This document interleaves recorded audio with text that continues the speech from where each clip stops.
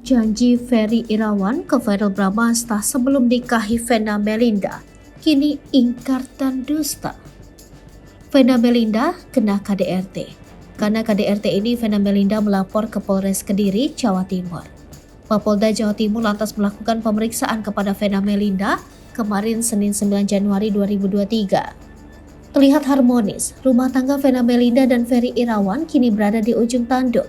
Siapa sangka pasangan Vena Melinda dan Ferry Irawan yang terlihat bucin ini justru diterpa kasus kekerasan dalam rumah tangga. Ibunda Verrell Bramasta itu melaporkan Ferry Irawan atas dugaan KDRT ke Polres Kediri yang kemudian dilimpahkan ke Polda Jawa Timur.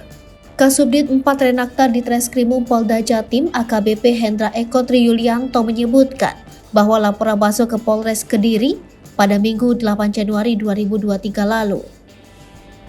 Atas laporan tersebut, Vena Melinda menjalani pemeriksaan sejak Senin 9 Januari 2022 pagi, tepatnya pukul 9 hingga 11.45.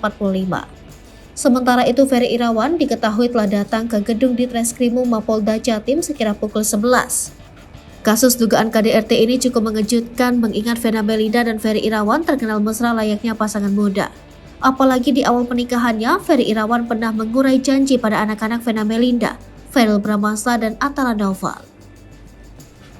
Pada sebuah video yang diunggahnya di Instagram, Ferry Irawan berjanji pada Verrell akan selalu membuat Vena Melinda bahagia. Ia juga berjanji akan menjadi ayah yang baik untuk anak-anak sambungnya. Ferry Irawan bahkan juga berjanji pada anak angkat Vena Melinda, Fania Atabina. Insya Allah rasa dan kebahagiaan ini tetap terpelihara karena Allah Ta'ala. Sesungguhnya kita tidak akan pernah mampu memelihara cinta kasih sayang yang Allah anugerahkan tanpa meminta pertolongannya.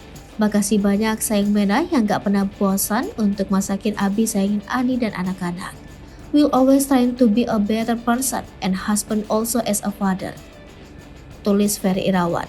Janji diucapkan Ferry Irawan itu pun langsung mendapat dukungan dari Vena Melinda. Sayangnya, Ferry Irawan ternyata tak memenuhi janjinya untuk menjadi suami yang baik dan justru kini diduga